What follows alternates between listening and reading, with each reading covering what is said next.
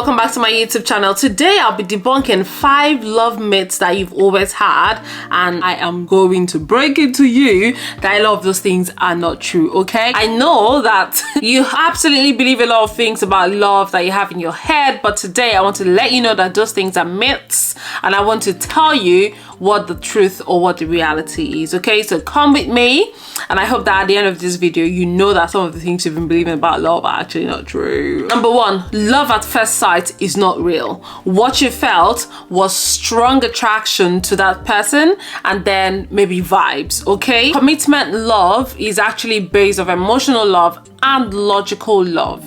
When you say you had love at first sight, you just saw this person, you loved them just by seeing them, loved in quote, just by seeing them. You don't know what their character, is, you don't know how they behave, you don't know what their values are. Meanwhile, when you actually love someone and you decide to spend the rest of your life with them, you take into account what their values are. You take into account life goals and alignment of those goals between you and that person.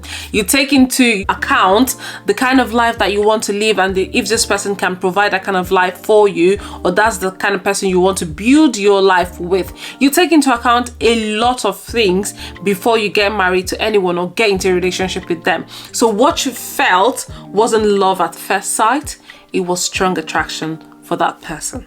Another myth about love that people have is that they always say, my partner completes me. No, your partner doesn't complete you. You're one complete person, and then your partner is another person. Yeah, by the time you get married, symbolically, you two are one. But of course, you are one whole individual before you enter into that relationship. And it's even important that you're one full and complete person before you enter any relationship, so that you don't transfer burden to the person you're entering into the relationship with. Okay, you need to be one full person who's living a happy life, chasing your own goals, doing your own things in life, and then you meet your partner and they also are doing their own things. They're one complete full person living their lives, and then you both come together to merge your life together and to build one future that you're looking towards. Okay, so it's not like, oh well, I'm not complete until someone comes into my life to complete me. No, you need to be able to create your own joy, your own path in life, your own happiness, and then when your partner comes in, they support you in chasing your dream and in doing the things that you want to do. Not that you are dependent on them to live your life. Don't think that you're not complete until you marry a man or a woman,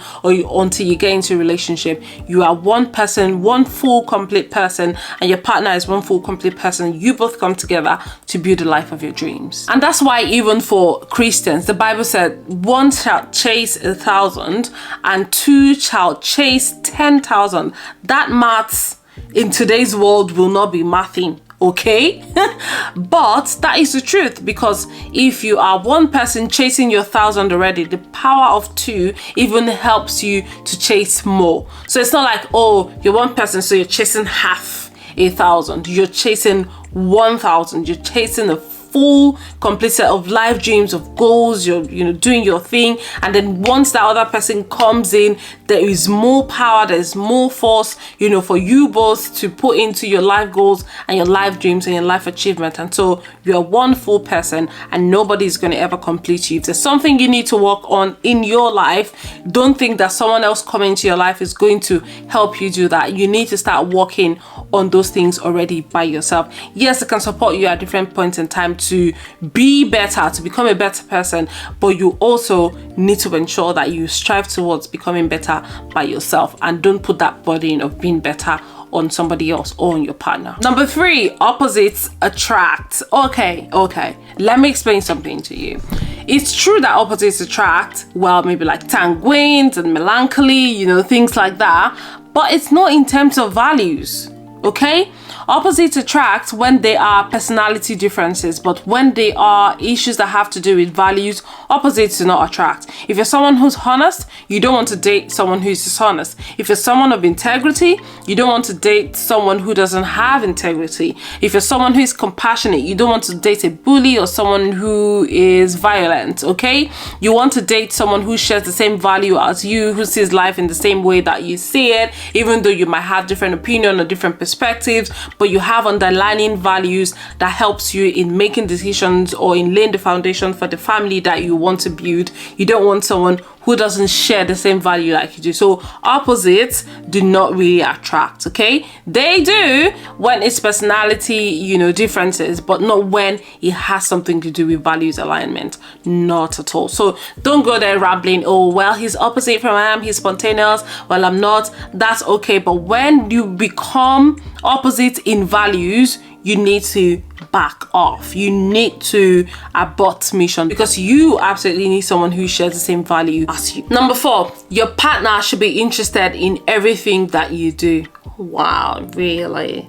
No, they shouldn't be interested in everything that you do. If you go out living life thinking, oh my God, I love apples, so my partner should love apples. I love watching action movies, you know, so my partner should love watching everything I love in this world, my partner should love it. Nothing like that. That is not true, and that's very unrealistic. What I can say is your partner can't be interested in everything that you do, because they've got a life of their own to live, isn't it? But they can and should offer you support when you are interested in something. That one is really, really important. You need to have a partner who supports you, who cheers you on, who helps you in achieving your life goal, and you know, that's some form of interest, but it doesn't mean that they have to be actively involved in whatever it is that you're doing. And they not being really actively involved does not mean that they don't support you or they don't care about what you do. But going about in the world thinking whoever I get married to must be 100%, you know, active in the things that I'm interested in, that's just unrealistic. And in fact, there are the 1% of people whose partner, you know, are interested in the things that you do, and they are actively involved in the things that they do. For example, you have couples who are running, you know, their businesses together. That means that they're both, you know, vested in that business. They're running together. They're ensuring that everything works smoothly. That's a different situation, okay? For you, it might not be like that, but the fact that they're not actively involved in what you're doing doesn't mean that they don't love you as much, or they are not interested. They will support you, they will cheer you on, but they don't have to be like 100% involved in the day-to-day activities in that particular field of interest of yours. The 5th and the final myth is that being with your partner will always excite you. Let me break it to you. You will always need an alone time. Your partner will always need an alone time, and there's absolutely nothing wrong with that, okay? People need time to do other things, maybe sometimes to rest, sometimes to chase some of their own personal ambitions or some of their own personal projects, and you shouldn't be a clingy partner. You should be someone who is understanding and give them time, you know, sometimes to have their own personal time and their own alone time. It's not because they don't love you, they're not excited to see you. It's because sometimes people just need their own space, okay? People just need their own space to do stuff that they want to do, and it's got nothing to do with you. And what you need to learn as a supportive partner is also to know when your partner wants some alone time, and just allow them that time to refresh, to rejuvenate, you know, give them some breathing space, okay? And that's absolutely lovely. There's nothing wrong with that. And so don't go around, you know, this world thinking that, oh my God, if he doesn't want to be with me 24 hours, 7 days a week, 52 weeks a year, 365 days a year, and 366 in a lunar year, that's what it's called, and 366 in a leap year, that means they don't love me. No, that's not what it means. It's just that they need a breathing space, and that is okay. So yeah, I'll be debunking some of these love myths from time to time, so that you don't go around thinking, well, some things are wrong with you or with your partner just because you've gotten, you know, a one-sided opinion or view of how things actually work in relationships or in partnerships, okay? So this is where we draw the curtain today. Remember, before I see you the next time, please be a better version of yourself and strive to become a better person. Do not forget to like this video or to give this video a thumbs up if you absolutely enjoyed it, and I'll see you in the next video. Adios.